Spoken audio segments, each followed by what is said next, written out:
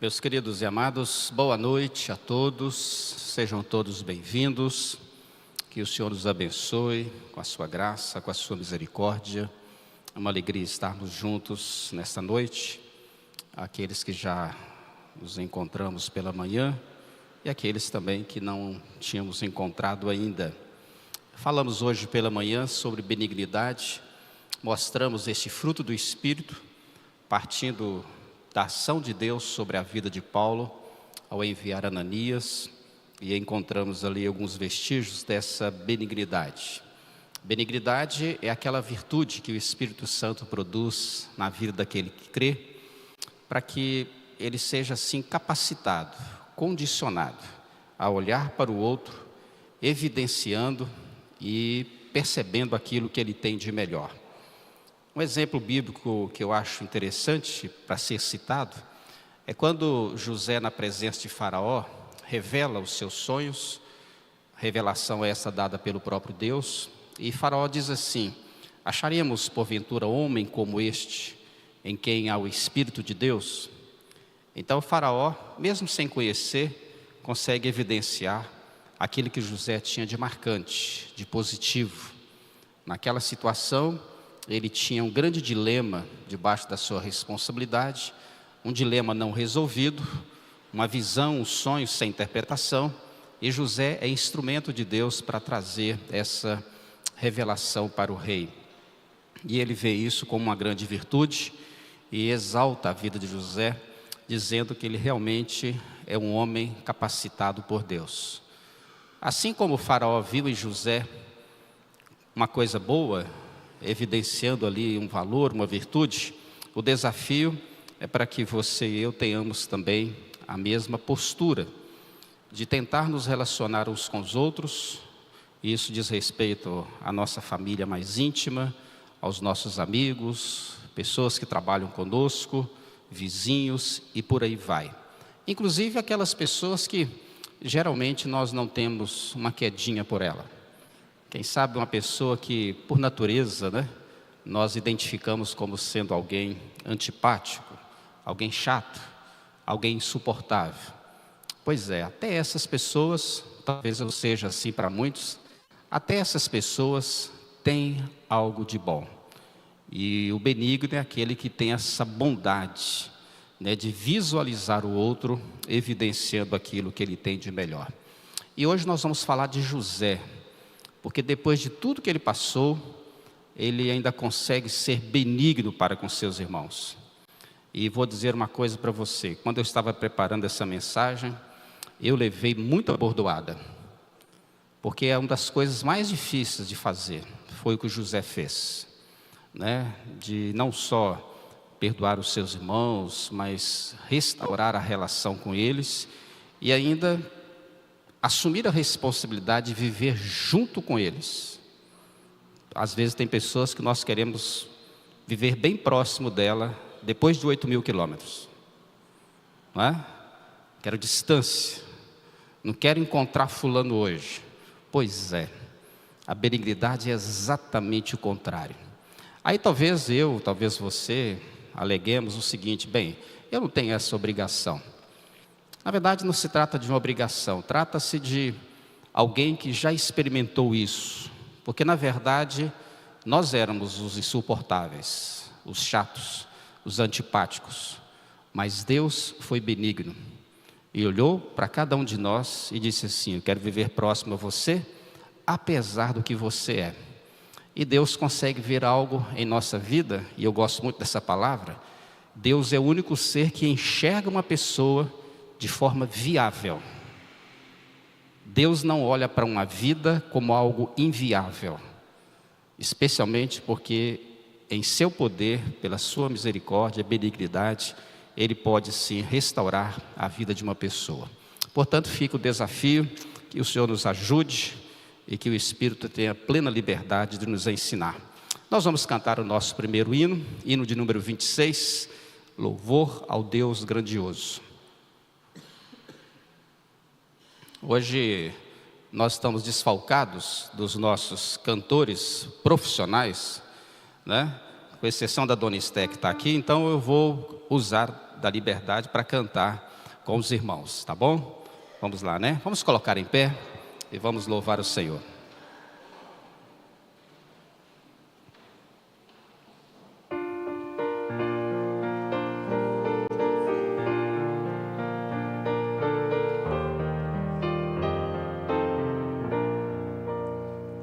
Senhor meu Deus, quando eu maravilhado os grandes feitos vejo da tua mão, estrelas, mundos e trovões rolando a proclamar teu nome na amplidão.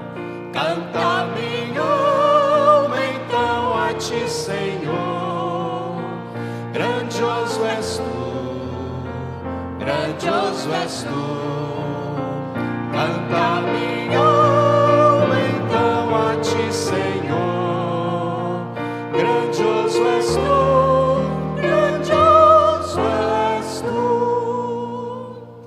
Quando atravesso bosques e florestas, ouvindo a brisa, pássaros cantar, ou vejo além montanhas altaneiras, o teu poder e glória proclamar. Canta minha alma então a ti, Senhor. Grandioso és tu, grandioso és tu. Canta minha alma então a ti, Senhor. Grandioso és tu, grandioso és tu.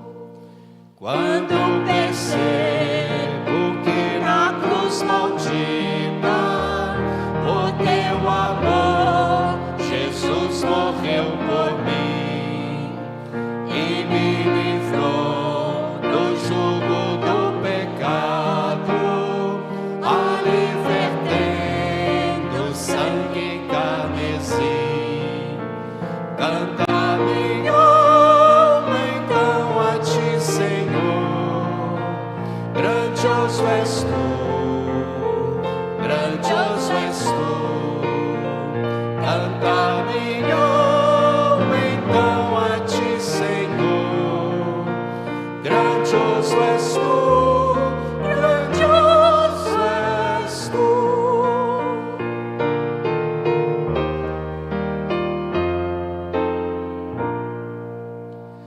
Quando afinal em resplendor e glória Jesus abrir as portas da mansão, eu hei de estar de joelhos entre os santos, na mais humilde e vera adoração.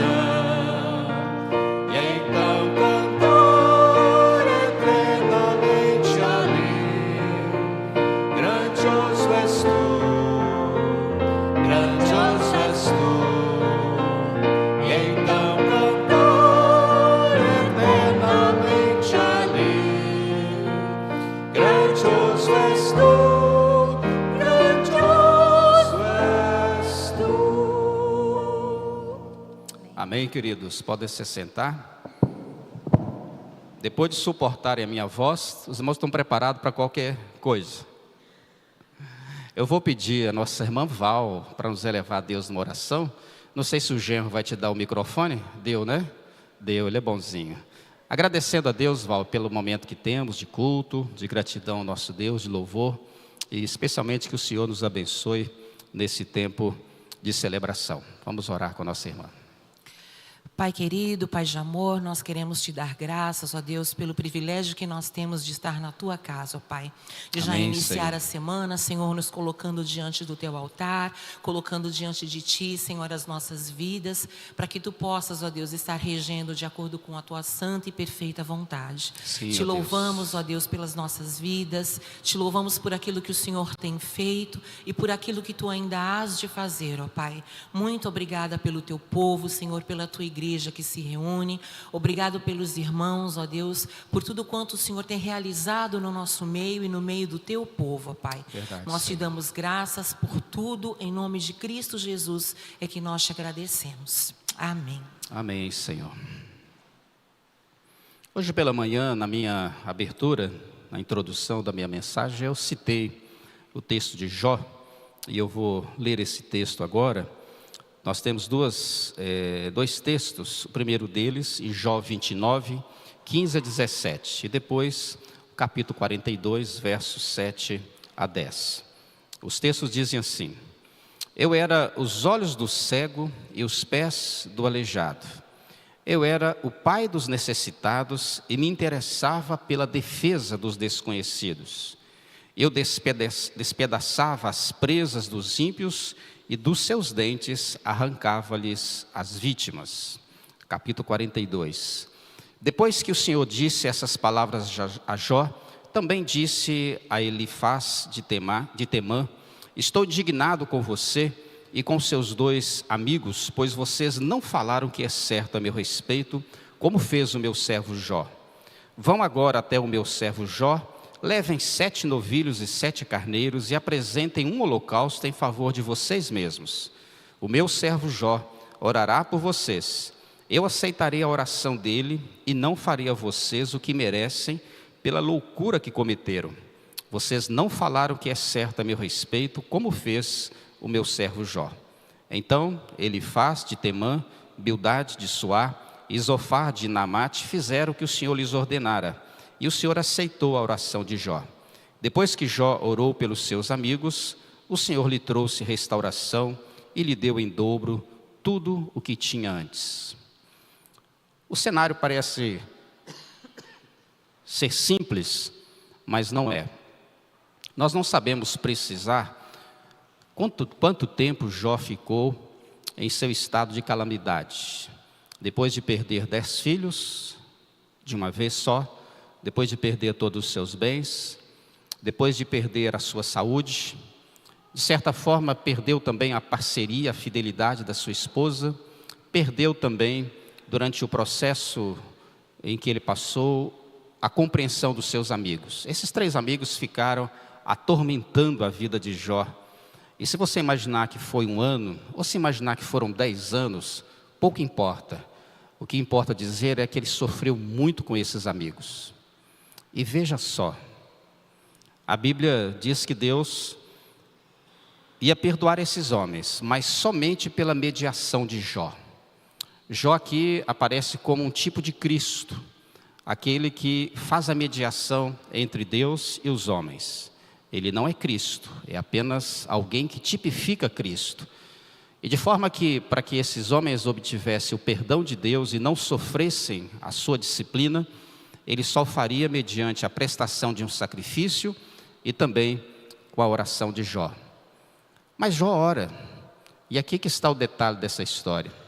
Apesar de tudo que ele sofreu com esses amigos, de tudo que ele sofreu em seu derredor, ele ainda conseguiu orar pelos seus amigos. E é interessante que o próprio texto diz que ele ora pelos seus amigos. O que nos leva a considerar que, apesar de tudo, Jó, com tudo que sofreu com essas pessoas, ele ainda os tratava e os acolhia como amigos. Só uma pessoa benigna é capaz de fazer isso. Essa bondade que me leva até o conhecimento do outro e que tem a chance, quem sabe, de elencar, de descrever centenas de defeitos, é na verdade oprimida pela virtude chamada benignidade, que é a capacidade de ver algo bom, mesmo na vida de quem não é tão bom assim. Você que já experimentou, já viveu, né? Talvez a traição de um amigo, a desonestidade, a falta de credibilidade, o fingimento, a hipocrisia. Talvez o seu coração esteja ainda com aqueles restos, né, de sentimentos negativos. E talvez ainda exista ressentimento, mágoa, tristeza, decepção. Pois bem, A presença do Espírito Santo é capaz de transformar a sua vida e a minha vida. Esses sentimentos são comuns para qualquer um de nós. Entretanto, não é o ideal para nenhum de nós. A sua relação com Deus depende muito da sua comunhão com Ele.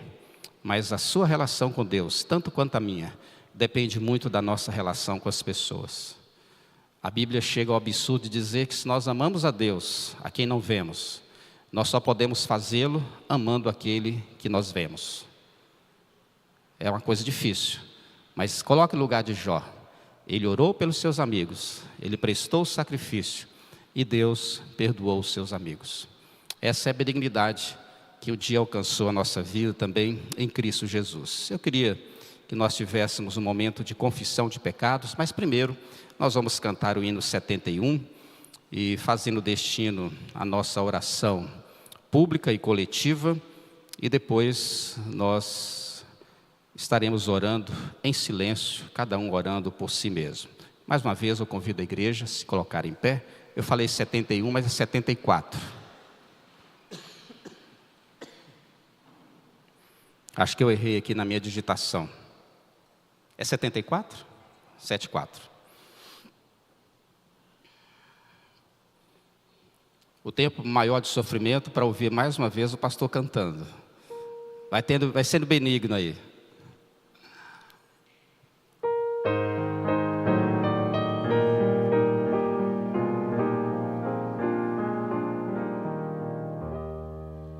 Jesus, Senhor, me achego a ti, tua ira santa mereci, o teu favor me estende aqui, aceita um pecador. Eu venho como estou, sim, venho como estou, porque Jesus por mim morreu, eu venho como estou.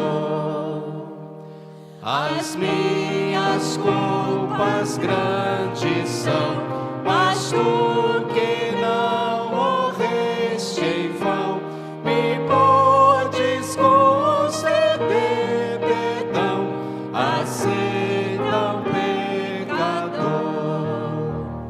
Eu venho como estou, sim, venho como estou, porque Jesus por mim morreu, eu venho como estou.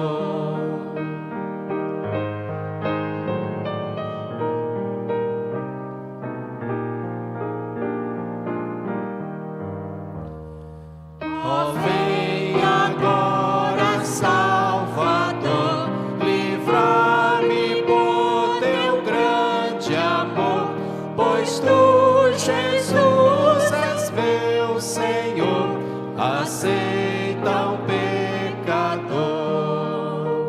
Eu venho como estou, sim, venho como estou, porque Jesus por mim morreu, eu venho como estou. Amém.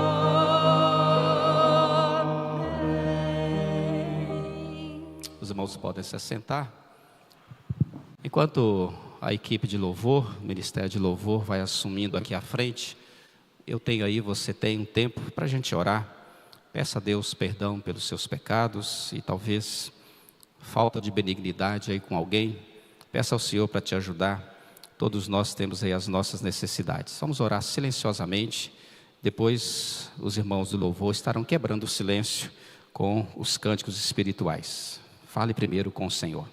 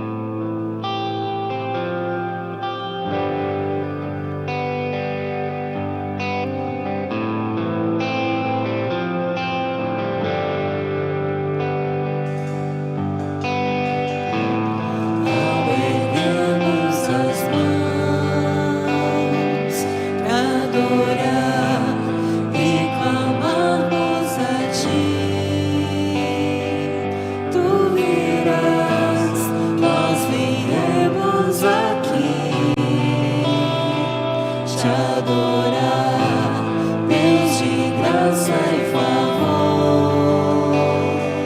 És tu, meu Senhor, digno és do meu louvor. Só tu és, todos dirão que és tu, sim, és tu.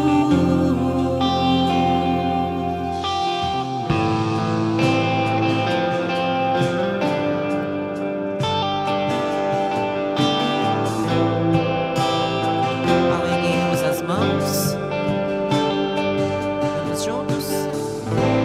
Ao erguermos as mãos pra adorar e clamarmos a ti, tu virás, nós viemos aqui te adorar, Deus de graça e favor. És tu,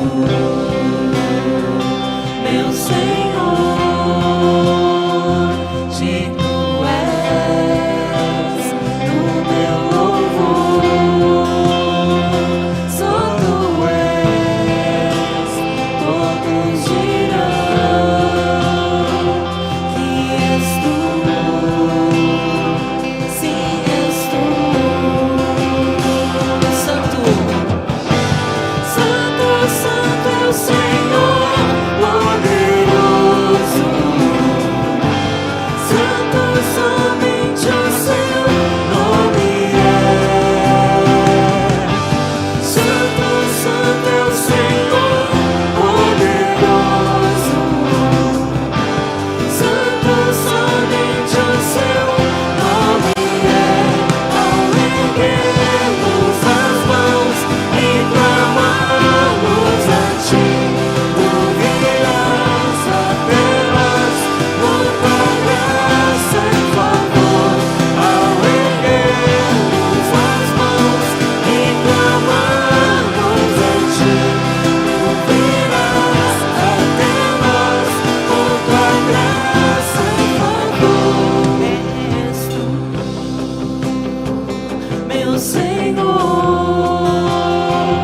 digno és do meu louvor. Só tu és, todos dirão que és tu, sim, és tu. Santo, Santo, Santo é o Senhor poderoso. Santo, somente o seu nome é. Santo, Santo é o Senhor poderoso. Santo, somente o seu nome é.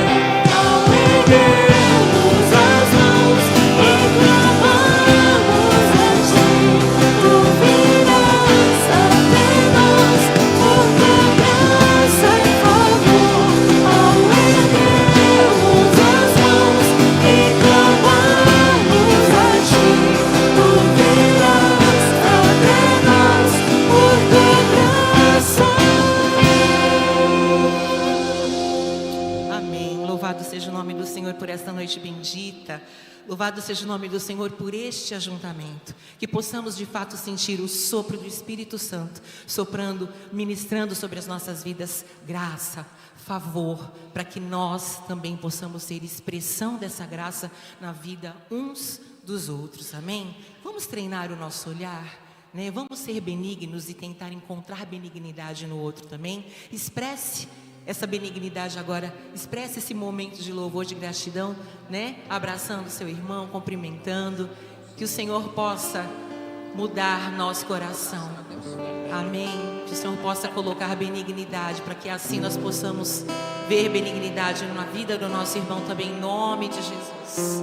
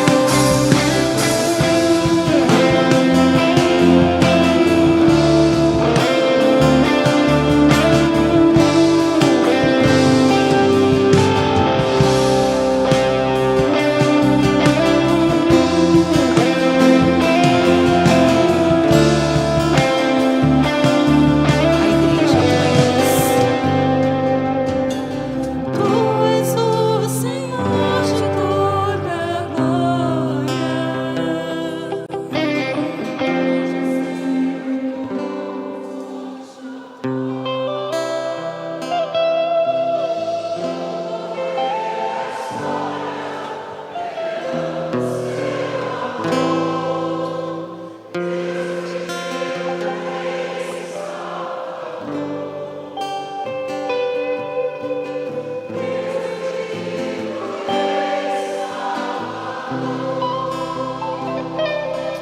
O Senhor abençoe essa igreja em nome de Jesus. Podem se assentar.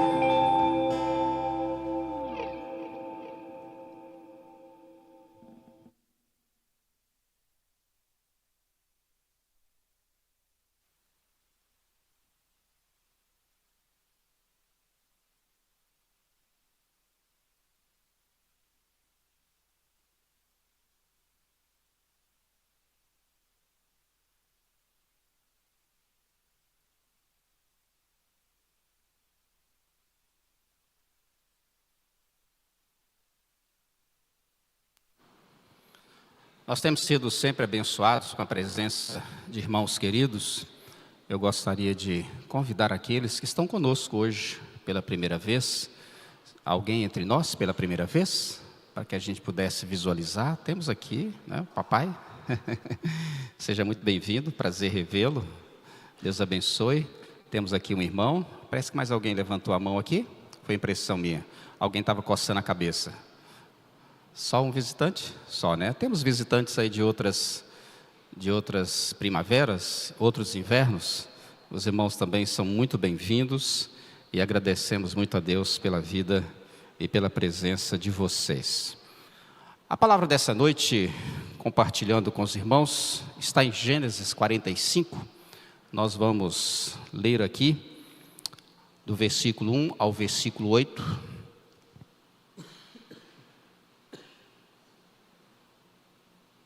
Mais uma lembrança importante, um recado importante. Esse mês de agosto nós temos 4 domingos, né? Hoje 4, 11, 18, 25. No dia 25, melhor, 23, 24, 25, a igreja vai estar recebendo o pastor Diego. O pastor Diego é um pastor jovem que já nos visitou aqui algumas vezes. A família dele mora aqui no Guarujá, né? Ele está sendo convidado para ser conhecido e quem sabe ajudar a igreja no ministério com os jovens, né? Esse ano o pastor Leandro ficou com jovens e adolescentes e também as crianças, então houve de fato uma sobrecarga. A sobrecarga acontece não porque o pastor não consegue fazer, mas exatamente porque quando se faz, perde um pouco a qualidade. Então quando você tem uma área específica da igreja para atuar e servir, a qualidade do seu trabalho é muito melhor, né?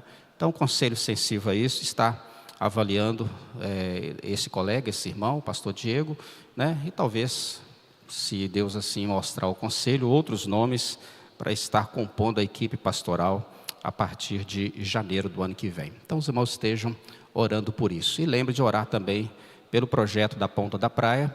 Nós já estamos em fase de acabamento do nosso projeto. Creio que essa semana ainda, até o final da semana, ele já vai ser encaminhado para São Paulo, né? Dependemos aí de todo um processo ainda, mas eu creio que Deus vai nos abençoar e que a partir de janeiro do ano que vem, a gente já tenha um grupo reunindo em um lugar específico, em uma igreja. Já colocamos aí uma sugestão de nome, Igreja Betel, né? Especialmente pela história que Betel conta. E então esteja orando também pela igreja lá na Ponta da Praia. E estaremos lá servindo ao Senhor. Gênesis 45, versos 1 a 8, a palavra vai dizer o seguinte: a essa altura José já não podia mais conter-se diante de todos que ali estavam e gritou: saiam todos da minha presença. Assim ninguém mais estava presente quando José se revelou aos seus irmãos. Ele chorou tão alto que os egípcios o ouviram e a notícia se espalhou, chegou ao palácio do faraó. Então José disse aos seus irmãos: eu sou José, o meu pai ainda está vivo? Os seus irmãos ficaram tão amedrontados diante dele que não conseguiam responder-lhe. Por favor, cheguem mais perto de mim, disse José aos seus irmãos. Quando eles se aproximaram, disse-lhes: sou eu, José, o seu irmão, aquele que vocês venderam para o Egito. Agora, não se aflijam, nem se recriminem por terem me vendido para cá, pois foi para salvar vidas que Deus me enviou adiante de vocês. Já houve 2 anos de fome na terra, e nos próximos 5 anos não haverá cultivo nem colheita. Deus, porém, me enviou à frente de vocês para lhes preservar um remanescente nesta terra e para salvar-lhes a vida com grande livramento. Assim, não foram vocês que me enviaram para cá, mas sim o próprio Deus. Ele me tornou como um pai para o faraó e me fez senhor de todo o palácio e governador de todo o Egito. Palavra em Gênesis 45. Vamos orar mais uma vez.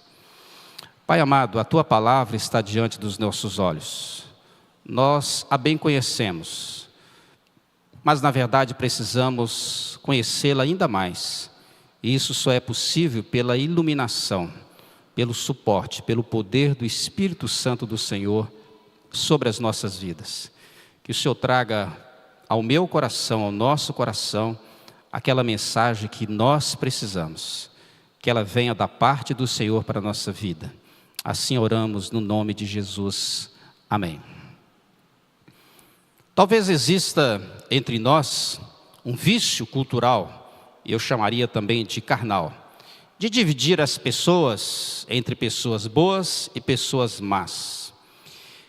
Ainda que isso seja verdade, especialmente num mundo tão conturbado de criminalidade, de violência, e nós sabemos da presença da malignidade, mas talvez a nossa ótica ela tenha a necessidade de algumas correções para que esta cultura ou este vício não domine toda a nossa forma de ser em relação às pessoas em nossa volta. Há um exemplo bíblico, a parábola do bom samaritano, acerca da benignidade. Eu vejo naquela história os gestos e alguns detalhes incríveis.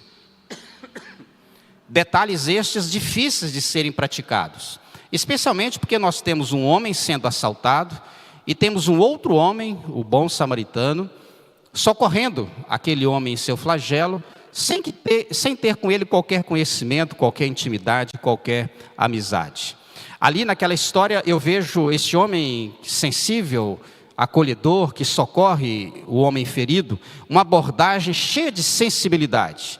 Vejo ali na vida deste homem um comprometimento pleno, ou seja, ele vai até as últimas consequências. Ele banca a recuperação daquele homem que estava ferido, paga o seu tratamento, deixa esse homem em uma pousada. Vejo aqui um cuidado cheio de detalhes, de minúcias e extensivo.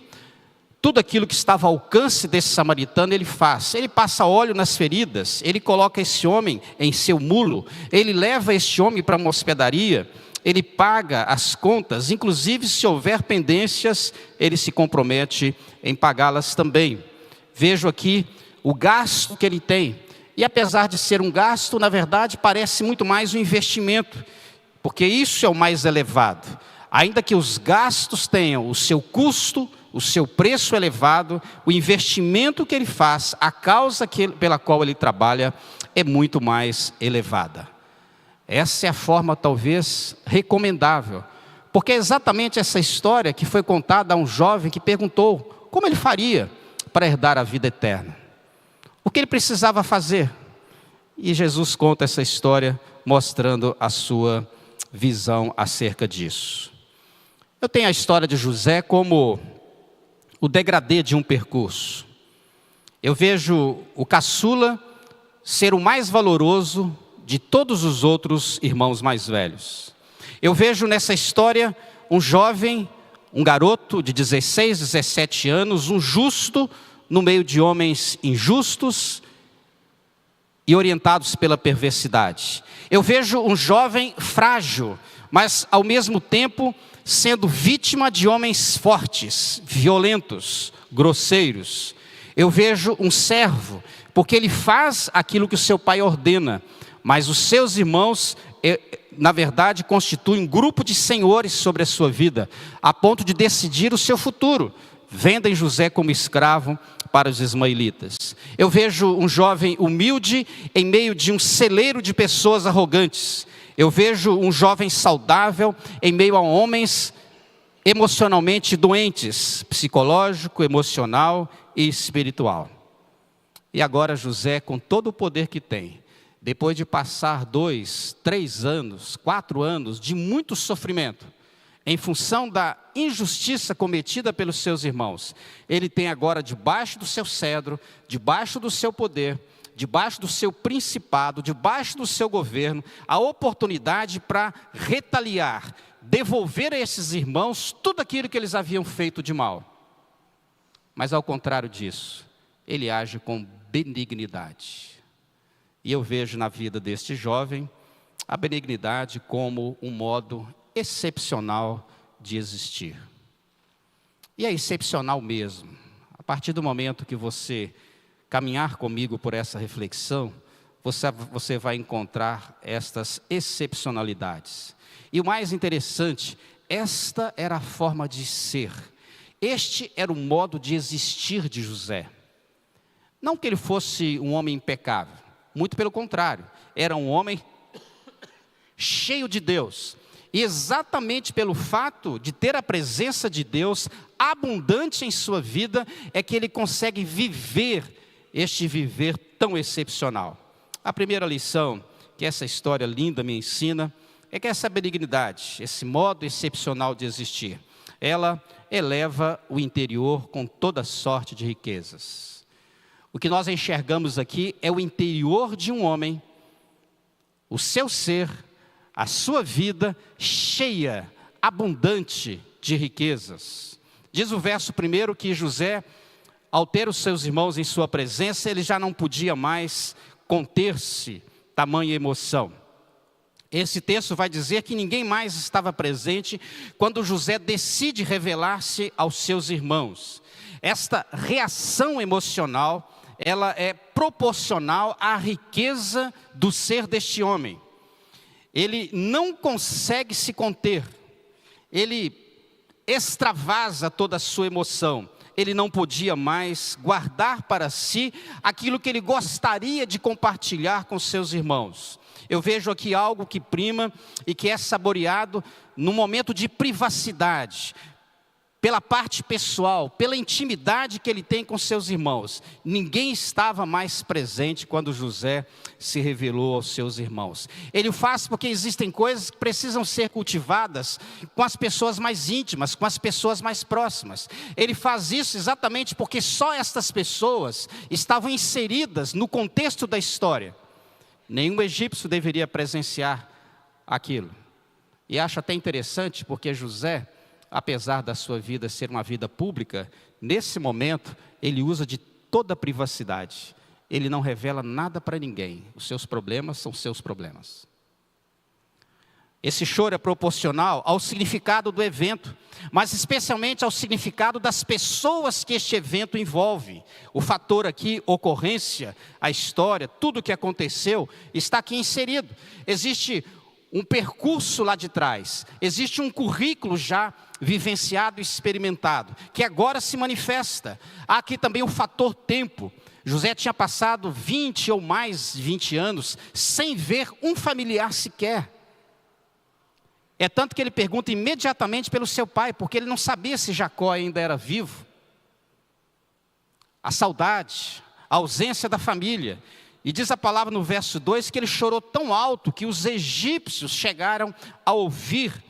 Provavelmente José estava na sua câmara, José estava no seu escritório, José estava em um lugar reservado, particular, de onde ele governava o Egito, mas o seu choro foi tão estridente que as paredes espessas do Egito, do palácio de Faraó, não foram suficientes para reter o som.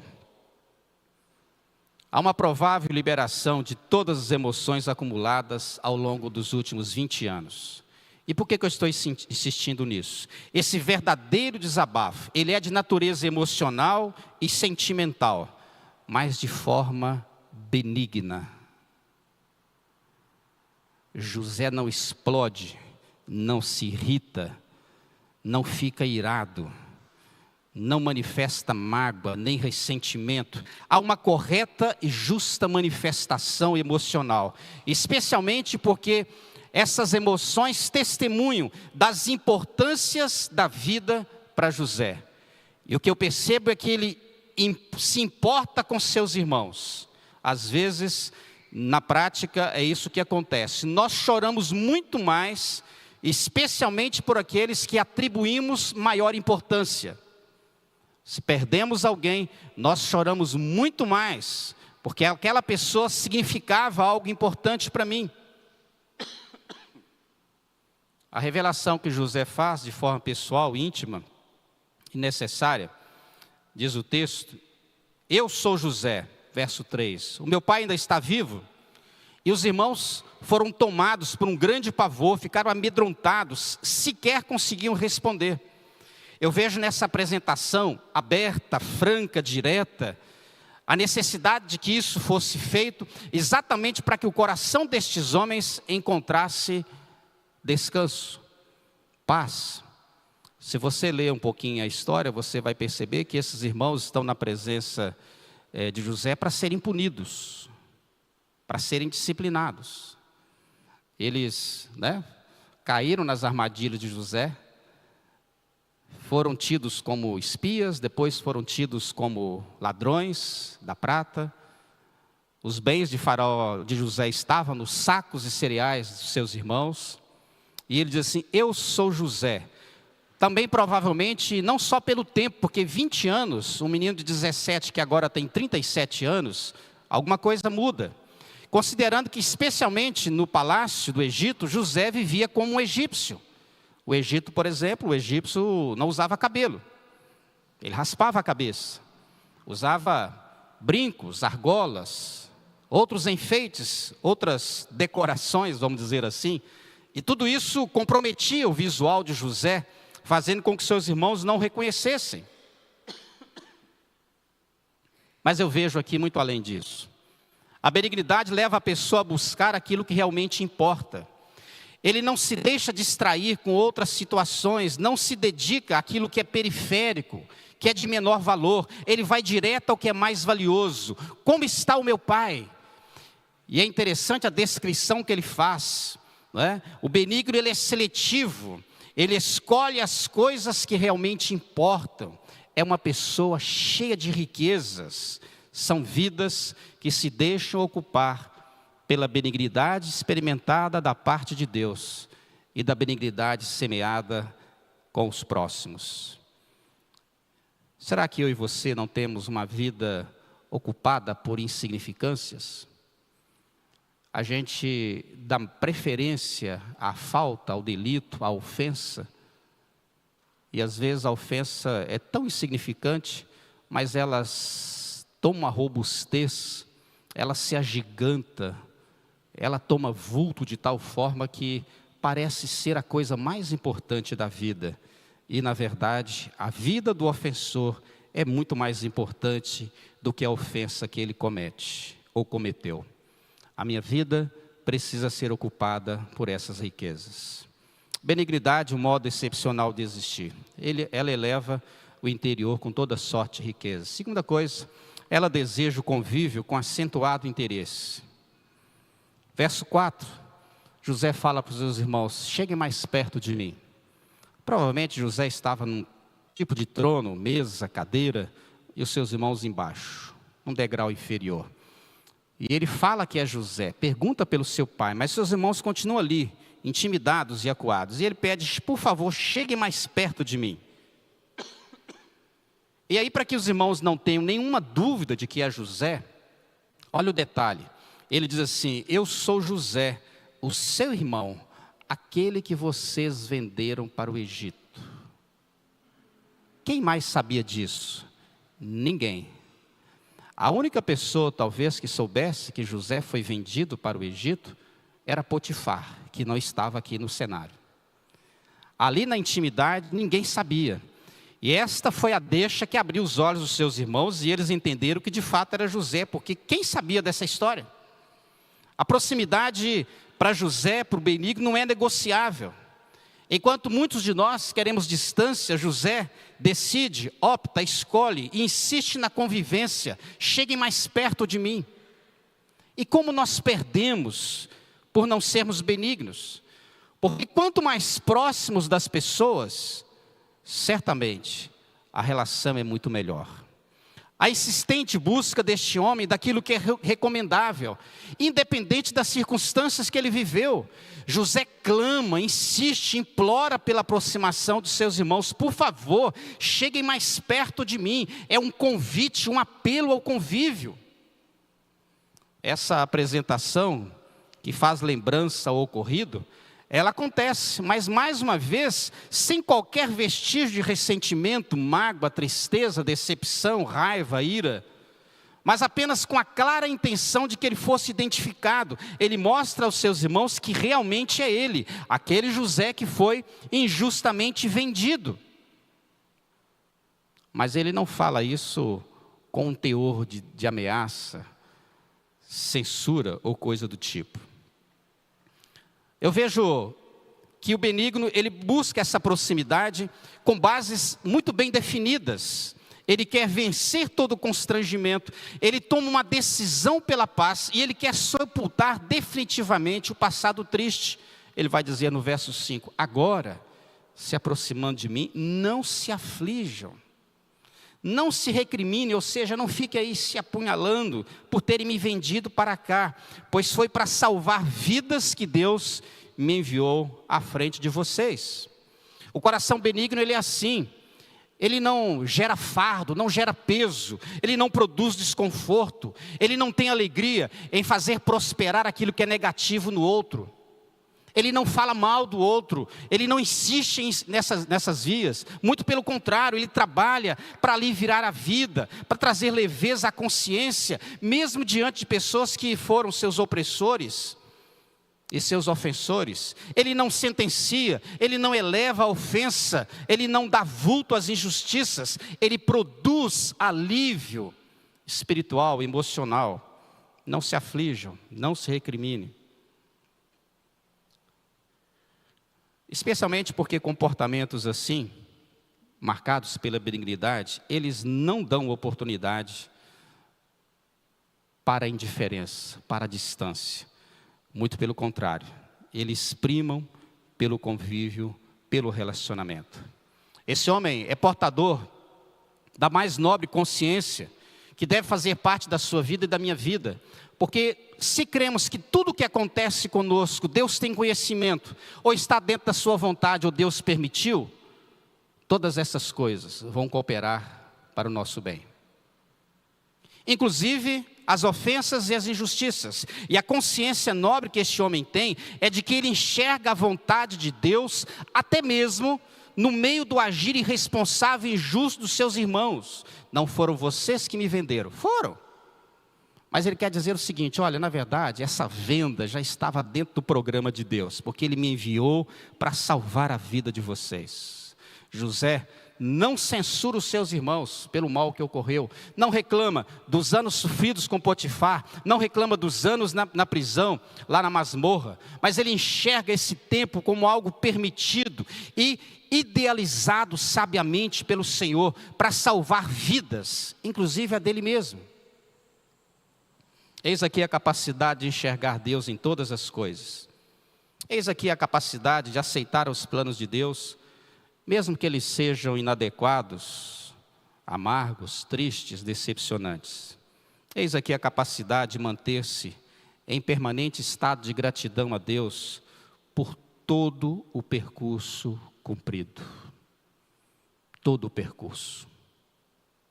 O espírito marcado pela benignidade não deseja o mal ao próximo, e tudo ele faz para que ele seja mantido longe de qualquer perigo ou ameaça. Ele não só não usa de retaliação, como ele vai dizer no verso 6, olha, já passamos por 2 anos de fome, mas ainda faltam 5. Então vocês precisam ficar aqui comigo, porque senão vocês vão morrer de fome. Ele não só não faz o mal, como avisa benignamente e sugere um caminho para o bem. Ele não deseja o mal em hipótese alguma. Ele faz uso do mal como oportunidade para o bem. E é isso que Paulo vai dizer aos romanos, que nós devemos responder a todo mal com o bem. E quem assim faz, prospera. Ele usa uma experiência ruim para criar um mundo de experiências boas. Fiquem perto de mim, porque isso vai garantir a sobrevivência de vocês.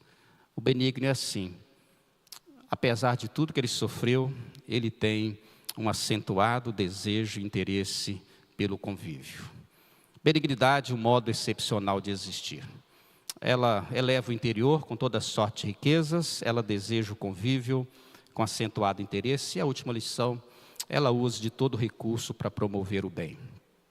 Uma história que tinha tudo para ser triste, é convertida na mais alegre e contagiante das experiências. Verso 7 diz: Deus me enviou à frente de vocês para lhes preservar como um remanescente e para salvar-lhes a vida com grande livramento. Eu acho interessante essas palavras de José, porque José não só está dizendo que Deus tem os seus próprios planos e que agora ele está entendendo, não é, que esses planos estão sendo consumados, estão chegando à tona, mas o que José usa aqui, não é, as palavras que ele usa, preservar o remanescente. José aqui está profetizando, falando sobre um menino que nasceria alguns milhares de anos depois. Ele está falando de Jesus, o remanescente, ou o descendente de Davi, para salvar-lhes a vida com grande livramento. As proporções que José aplica às suas palavras são sempre gigantes. Parece que ele trata com profundo desprezo o seu próprio sofrimento, à semelhança do que fez Jesus. Desprezou a si mesmo para agir com benignidade, alcançando a sua vida e a minha vida. Nós que fizemos tanto mal, tanta coisa ruim. Ele despreza o seu sofrimento e vai dizer assim: passei por tudo sob a direção do Senhor. Cheguei aqui para cumprir um propósito específico. Deus colocou isso no meu coração e abençoou a minha vida para que através da minha vida muitas outras vidas fossem salvas. Inclusive você aqui hoje. Porque só está aqui porque a família de Jacó e especialmente o seu filho Judá foram preservados em vida e não morreram de fome lá em Canaã. Foram para o Egito e lá viveram 400 anos. Ele faz de Deus especialmente a sua razão de vida e a razão de tudo a partir da sua vida. Não foram vocês, mas foi o Senhor. Ele me fez ser pai de Faraó. Eu sou o Senhor de todo o Egito. Eu governo esse país. Eu tenho aqui o seu bordão. Eu tenho aqui a autoridade, o seu selo, o seu anel, para decidir tudo que diz respeito à funcionalidade dessa nação. Inclusive tenho poder para preservar a vida de vocês. Quando nós temos consciência de que Deus é quem decide os rumos da nossa vida, o coração ele fica mais inclinado a viver em paz. Não foram vocês que me enviaram para cá, mas sim o próprio Deus. E quem vai discutir com Deus? Às vezes a discussão que nós criamos é com aquele que me enviou para o Egito, ou com aqueles. Com estes eu travo uma batalha, uma guerra acirrada. Eu odeio, quero o mal dessas pessoas. Quero que essas pessoas sofram, quero que essas pessoas paguem. Porque me fizeram uma grande injustiça. Mas essas pessoas somos nós mesmos. Porque nós cometemos a injustiça para que Jesus fosse à cruz. Ele tem a oportunidade para continuar propagando o bem que não recebeu sobre a vida de todos, inclusive daqueles que lhe fizeram tanto mal. Ele continua com a oportunidade para propagar o bem que recebeu, porque Deus, apesar do mal, fez bem a vida de José. Ele me fez pai de Faraó e senhor do Egito. Ele tem em suas mãos a autoridade e poder de fazer o que bem decidir. Seus irmãos temiam isso. José poderia escolher sim o cárcere, a punição, poderia fazer destes homens escravos, assim como ele sofreu, mas ele escolheu fazer o bem. Ele tem todas as possibilidades de natureza humana para realizar as mais cruéis retaliações, devolver o mal na mesma ou quem sabe numa proporção ainda mais elevada, mas ele prefere o contrário. E olha só o que vai dizer o verso 9 a 11. Ele mesmo sugere um novo itinerário de vida para os seus irmãos. Versículo 9. voltem depressa ao meu pai e digam-lhe, olha, José é o senhor do Egito, vem para cá e não se demore. Sabe o que vocês vão fazer agora?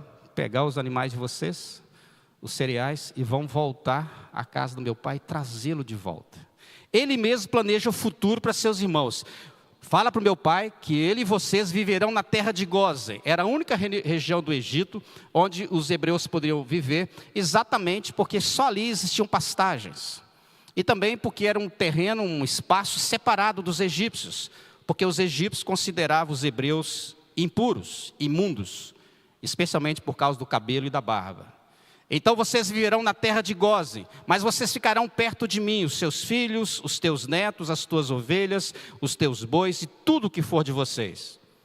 Depois ele assume novas e grandes responsabilidades. Eu estou falando de um homem que foi maltratado pelos seus irmãos e que agora diz assim, no verso 11, eu sustentarei vocês ali, durante 5 anos, que ainda teremos de fome.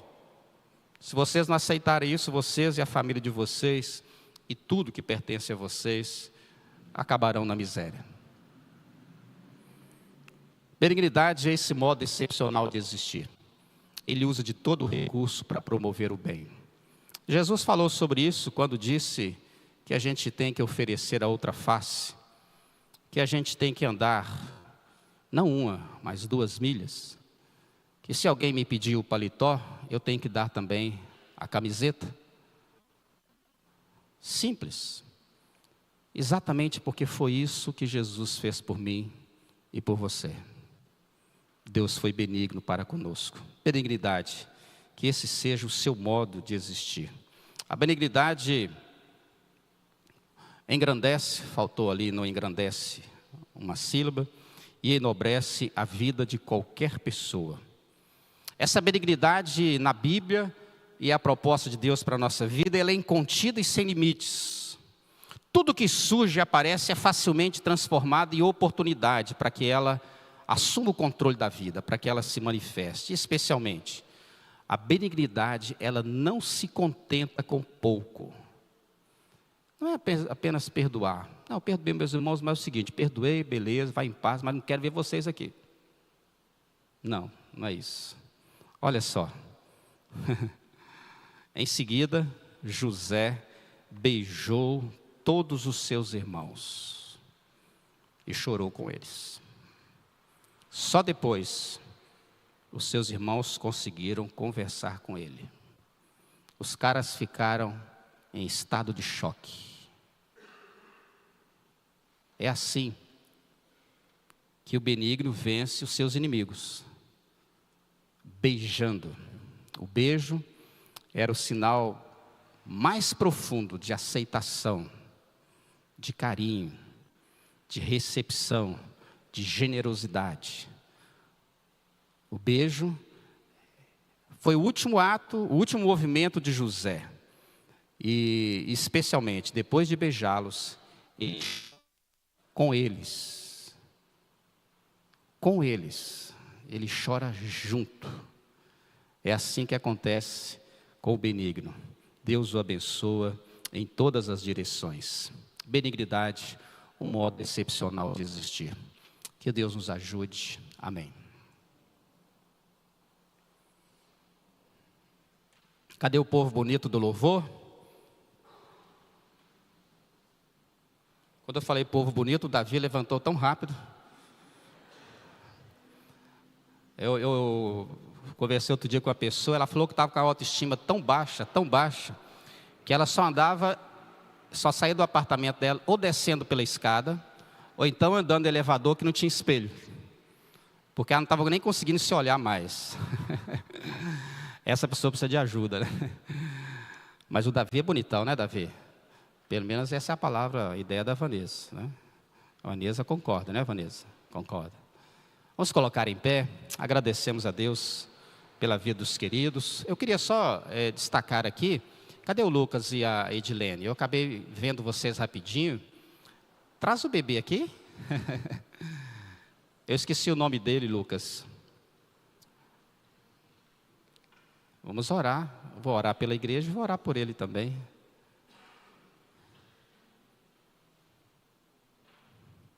Tá com cara de mãe ou com cara de pai? Fala a verdade. De mãe? A mãe está mandando no pedaço? Ah, realmente parece muito com a mãe. Mas é só o começo, depois fica parecido com o pai, viu? A alegria de mãe dura pouco. Isaac, olha, eu falei de José quase ali pertinho, né? Que lindo que ele é. Deus abençoe. Olha, está aceso. Ele dorme bem? Mas isso, mais ou menos, é sofrido. Deixa eu ver, ela passou bastante maquiagem, não está aparecendo a olheira. Mas é assim mesmo, seja bem-vinda ao mundo das mães, né? Mas é uma alegria, viu, Edilene? Deus abençoe vocês, Lucas e Edilene, e que o Isaac seja uma grande bênção, né? Para a vida de vocês e para nós também, tá bom? Vamos orar, irmãos, agradecendo ao Senhor. Pai querido, eu te agradeço pela presença do Isaac, agradecemos pela vida do Lucas, da Edilene, e pedimos a tua bênção sobre este presente dos céus, que o Senhor envolva essa família com o teu amor, com a tua graça, que eles tenham toda a capacitação do Senhor para continuar ensinando, discipulando o coraçãozinho do Isaac, e que o Isaac continue crescendo para a tua glória e para o teu louvor. Agradecemos por ele ter nascido perfeito, com saúde, e continua desenvolvendo e crescendo. Isso traz muito conforto ao coração dos pais.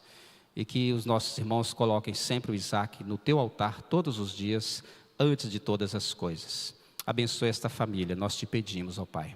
Agradecemos também pela tua palavra e muito obrigado por tudo que o Senhor tem falado a cada um de nós por meio dessas histórias tão lindas e marcantes que estão nas Escrituras. Pedimos, ó Deus, que o teu Espírito nos capacite com essa bênção, com este fruto maravilhoso, que é agirmos com benignidade. Que essa bênção permeie a nossa igreja, permeie a vida de todos que aqui se encontram e daqueles também que nos assistem. Assim oramos, agradecidos, em nome de Jesus. Amém.